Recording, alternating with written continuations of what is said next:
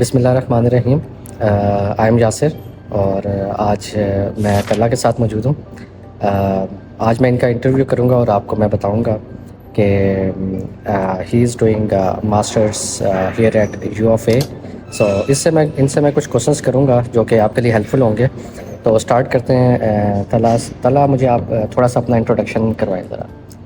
तो मैंने matric FSC की थी और उसके बाद मैंने अपना जो बैचलर्स किया था इन कंप्यूटर साइंस वो मैंने लम्ब से किया था और मैं ग्रेजुएट हुआ था जून 2023 में। और उसके बाद मैंने अपना जो है ना मास्टर्स के लिए मैंने पहले ही अप्लाई किया हुआ था और जो मेरी इनटेक थी वो सितंबर वाली थी।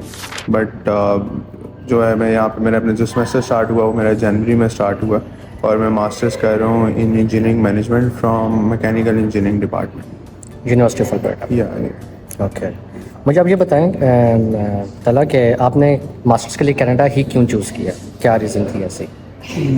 इसके अंदर जो है आई थिंक जो सबसे बड़ी रीज़न है वो इमिग्रेशन है एक, और दूसरा जो है दूसरी रीज़न वो अपॉर्चुनिटीज़ है।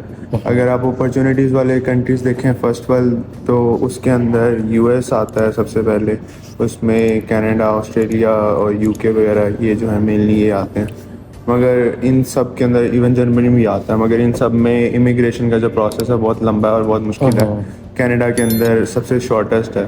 तो यहाँ पे अगर आप ग्रेजुएट हो जाएं और उसके बाद आपको जो PR है वो 1 साल जॉब के बाद आपको अच्छे पॉइंट्स मिल जाते हैं, आप PR के लिए अप्लाई कर सकते हो। बट जो बाकी कंट्रीज हैं वहाँ पे ये प्रोसेस बहुत लंबा है और दूसरा लैंग्वेज बैरियर भी है। अगर आप लैंग्वेज बैरियर, जर्मनी में लैंग्वेज बैरियर है, जी। उसको तो मैंने कंसिडर ही नहीं किया था सिर्फ लैंग्वेज बैरियर की वजह से, क्योंकि मेरा ज़्यादा नहीं था कुछ और लैंग्वेज सीखने का।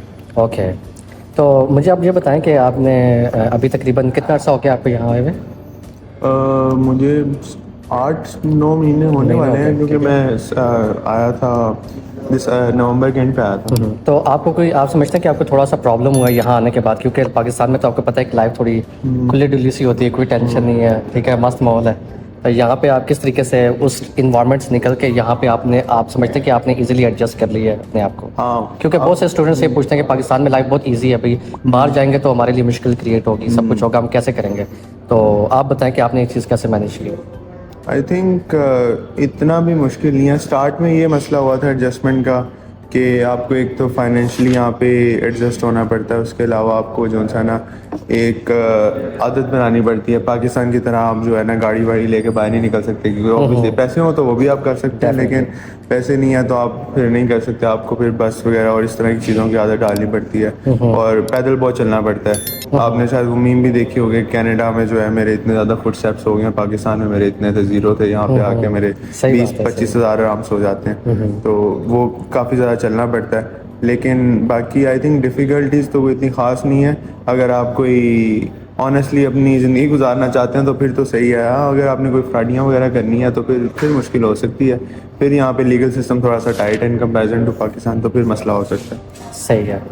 तो मैं आपसे बस ये पूछना चाह रहा हूँ कि what is the difference in doing masters in Pakistan and doing masters in Canada? आप किस तरीके से इन दोनों को डिफ्रेंशिएट करते हैं? आई थिंक अगर मास्टर्स लोगों के माइंड में सिर्फ कोर्सेज के बारे में है ना, तो वो एक बहुत कह लें कि छोटी सी पिक्चर है। Masters is not about courses तो आप वैसे भी बहुत सारे ऑनलाइन बहुत मिल जाते हैं और आपको अपनी यूनिवर्सिटीज़ में कोर्सेज मिल जाएंगे। यहाँ पे भी वही कोर्सेज मिलेंगे, थोड़ा बहुत डिफरेंस होगा। कुछ प्रोफेसर जो है ना थोड़ा सा ज़रा उसको कह लें कि अप्लाइड टाइप के कोर्स पढ़ाएंगे, कुछ प्रैक्टिकल पढ़ाएंगे, इस तरह के आपको पाकिस्तान में मिल जाएंगे। मगर जो आई थिंक मेन डिफरेंस है ना वो आपके थीसिस वाले प्रोजेक्ट का है। पाकिस्तान में जो थीसिस वाले प्रोजेक्ट्स हैं वो कह लें कि छोटे मोटे या बहुत छोटे लेवल पे होते हैं, और दूसरा आपके पास जो टेक्नोलॉजी है वो बड़ी कंस्ट्रेंट होती है। तो आप जो है ना आउट ऑफ बॉक्स आइडियाज़ तो वैसे ही आपके लिए बंद होते हैं, ठीक है। और दूसरा आप जो है उसके अलावा आप अगर कोई और चीज़ कर रहे हैं, कोई काम कर रहे हैं, तो उसके लिए आपको कोई उसके अंदर भी टेक्नोलॉजी चाहिए, तो उसमें भी बहुत मसला है। आपकी लैब हो सकता है वहाँ पे इतना इक्विपमेंट ना हो। और थर्डली यहाँ पे इंडस्ट्रीज़ के साथ अगर जब आप प्रोजेक्ट करते हैं, क्योंकि बहुत सारे प्रोजेक्ट्स ऐसे हैं जिसकी फंडिंग इंडस्ट्री से आ रही होती है, जैसे हमारी लैब है उसके अंदर जो बहुत सारी फंडिंग है वो सनकोर से आ रही है। तो वो एक वहाँ से एक इंडस्ट्रियल जो प्रोजेक्ट्स हैं जो लोग करते हैं तो वहाँ से आते हैं। तो उनको एक एक्सपोजर भी मिलता है कि इंडस्ट्रियल लेवल पे जब अप्लाइड चीज़ करते हैं तो कैसे होती है। थ्योरेटिकल तो कहानियों में आप कह देंगे मैं एक पावर प्लांट बना रहा हूँ, ऐसे ऐसे बन जाएगा और ये वो। जैसे नॉर्मली पाकिस्तान में होता ही या है। आप एट मैक्स आप छोटे लेवल का पावर प्लांट बना लेते हैं, तो वो तो आप बना लेंगे, लेकिन एक जब उसको बिगर लेवल पे लेके जाते हैं तो और उसके अप्लाइड करने आते हो तो देन प्रॉब्लम। और मेरा भी यही उसके concern है। प्रॉब्लम्स उसके डिफरेंट हो जाते हैं, तो आपको वो किस तरह से करना है तो वो आपको पता होना चाहिए। मेरा भी पर्सनल यही एक्सपीरियंस है, क्योंकि पाकिस्तान में जो चीज़ें होती है वो मोस्टली थ्योरेटिकल ही होती हैं। आपने बहुत से ऐसे रिसर्च पेपर्स हैं जो कि सिर्फ और सिर्फ थ्योरेटिकल ही हैं, और मैकेनिकल इंजीनियरिंग जिस फील्ड के अंदर हम हैं उसके अंदर तो जो रिसर्च किया उसका बहुत कम परसेंट जो है ना इंडस्ट्री में आता है, क्योंकि आपको पता है बहुत ज़्यादा रिसोर्सेज चाहिए होते हैं और बहुत ज़्यादा जो है वो फंडिंग चाहिए होती है, इतनी फंडिंग अवेलेबल नहीं होती इंडस्ट्रीज में। और जो मेरे लिए ख़ास एडवांटेज है, जो आई थिंक बाकी लोगों के लिए शायद अप्लाई ना हो, क्योंकि मैंने अपना बैचलर्स कंप्यूटर साइंस में किया, तो अभी मेरा डिपार्टमेंट मैकेनिकल इंजीनियरिंग में, तो मेरे जो बैचलर्स के भी जो सारे प्रोजेक्ट्स थे वो सारे के सारे इंटरडिसिप्लिनरी एरियाज में थे, जैसे वर्चुअल रियलिटी और न्यूरो साइंस और हेल्थ टेक से रिलेटेड हो गए, हॉस्पिटल्स के लिए एप्लीकेशंस और इस तरह की चीज़ें थी। तो अभी तक मैं उस एरिया के अंदर इंटरडिसिप्लिनरी एरिया में था कि हेल्थ हो गया और मेरा कंप्यूटर साइंस हो गया या न्यूरो साइंस हो गया, जहाँ तक मेरे पास टेक्नोलॉजी थी।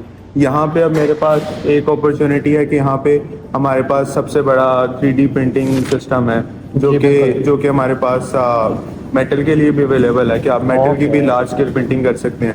तो अब मैं वर्चुअल रियलिटी पे फॉर एग्जांपल कोई चीज़ बना रहा हूँ, तो पहले मैं इतना कंस्ट्रेंट था कि मैं छोटी चीज़ बना के प्रिंट कर सकता हूँ। यहाँ पे हमारे पास अपॉर्चुनिटी है कि कोई मैं बड़े लेवल की स्केल की चीज़ बनाऊँ और प्रोडक्शन भी कर सकूँ, और उसको हम बिल्कुल एक्यूरेट जिस जगह से हमें जितने पैरामीटर चाहिए हम वो कर सके, इंस्टेड ऑफ हम कैलकुलेशन करनी पड़े। हम जो दो टेक्नोलॉजीज हैं उनको कंबाइन करके एक बहुत अच्छी चीज़ बना सकते हैं।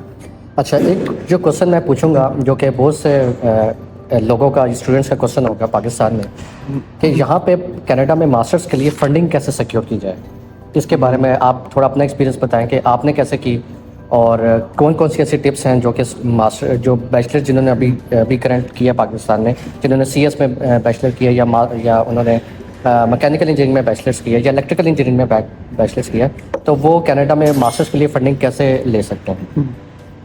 आई थिंक इसके लिए जो है ना दो इम्पोर्टेंट पॉइंट्स वो ज़रूरी हैं कि आपको पता होना चाहिए कि मास्टर्स जो हैं वो किस टाइप के होते हैं, ठीक है, और फंडिंग किस टाइप की होती हैं। ठीक है। सबसे पहले मास्टर्स जो होते हैं हमारे पास दो तरह के होते हैं। एक मास्टर्स MSc होता है, ठीक है, जो कनाडा में हम उसको MSc कहते हैं, US में हम उसी को MS कहते हैं, शायद पाकिस्तान में भी आई थिंक MSc कहते हैं उसको। और एक दूसरा होता है MN जो होता है, मास्टर्स इन इंजीनियरिंग होता है। जो MN जो होता है वो कोर्स बेस्ड होता है, और जो MSc होती है यहाँ पे वो उसके अंदर भी कोर्सेज होते हैं, मगर उसका जो मेजर कंपोनेंट होता है वो उसका थीसिस होता है।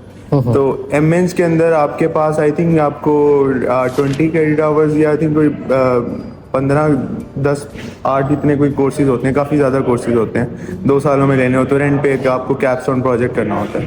और जो MSc होती है उसमें आपको 5 कोर्सेज लेने होते हैं और आपको एक थीसिस, बड़ा सा थीसिस करना होता है, और उसके अंदर आपके पास थीसिस के 3 चैप्टर्स हो जाते हैं, उसका डिफेंस हो जाता है। तो एक आपका एक प्रॉपर प्रोजेक्ट होता है, वो छोटा मोटा नहीं होता जो आप कह रहे हैं पाकिस्तान में जिस तरह होता है, हाँ, जो आप साइड पे करवा लें उसको, तो वो उसके अंदर होता है। तो अब इसके अंदर जो फंडिंग का क्वेश्चन है वो ये है कि जो MN है इसके अंदर हमारे पास फंडिंग की टाइप्स आ जाती हैं कि फंडिंग की टाइप्स एक होती है यूनिवर्सिटी की फंडिंग होगी, ठीक है, एक प्रोफेसर की फंडिंग होगी, ठीक है, एक यूनिवर्सिटी की स्कॉलरशिप्स हो गई, ठीक है,